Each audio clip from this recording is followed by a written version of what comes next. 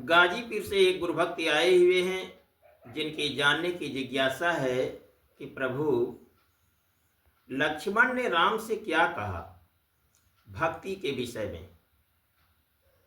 लक्ष्मण ने राम से कहा कि प्रभु भक्ति कैसे मिलती है। तो भगवान राम लक्ष्मण से कहते हैं कि हे लक्ष्मण, भक्ति स्वतंत्र है और सभी सुखों की खान है। उसको अन्य किसी साधन की जरूरत नहीं है। ज्ञान विज्ञान तो भक्ति के अधीन है। भक्ति बेमिसाल और उपमा रहित है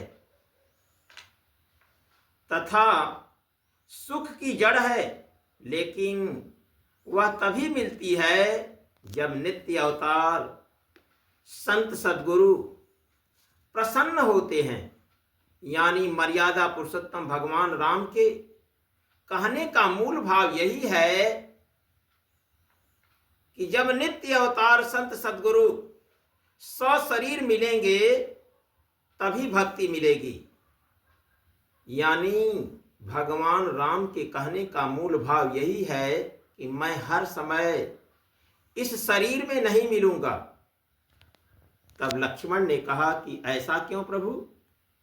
इसलिए कि मेरे सहित सभी शरीर नाशवान हैं और भक्ति हर युग में आवश्यक है। अतः वर्तमान संत सद्गुरु को प्रसन्न करके, कैसे? सेवा करके, यानी सेवा आदि से प्रसन्न करके भक्ति प्राप्त हो सकती है। तभी तो कहा गया है कि भक्ति उसे मिलती है जिस पर प्रभु कृपा करते हैं, अर्थात सद्गुरु कृपा करते हैं। परंतु संत सद्गुरु का मिलना इस नश्वर जगत में दुर्लभ है, लेकिन संग करने से पहचान होते हैं। बाहरी यानी दिखावटी कर्म करने से नहीं।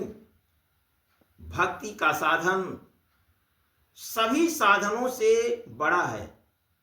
यानी भगवान राम के कहने का मूल भाव यह है कि पहले ही विप्र के चरण में प्रेम करना होगा। यानी जो जिसका इष्ट हो, जो वेद कहा है उस धर्म पर से न टरना। अब प्रश्न खड़ा होता है कि इस नश्वर जगत में विप्र तो बहुत हैं, बहुत लोग उनसे प्रेम भी करते हैं, लेकिन भक्ति तो नहीं मिलती।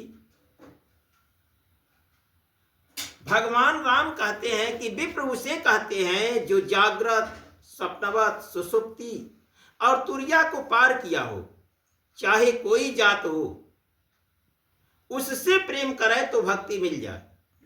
ऐसे ही विप्र की सेवा करने से विषय से वैराग होता है,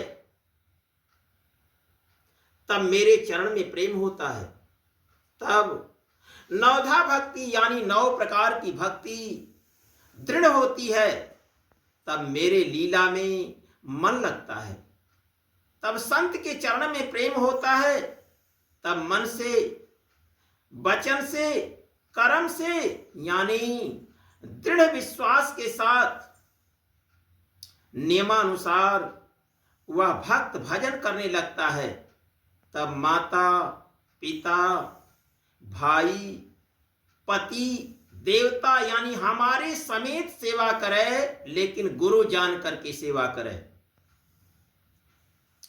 और हमारे गुणों का गुणगान करते करते शरीर रोमांचित यानी गदगद हो जाए। अर्थात अपने इष्ट, अपने राम, अपने भगवान यानी अपने सद्गुरु का गुणगान करने से काम आदि मद दंभ नहीं रहता है।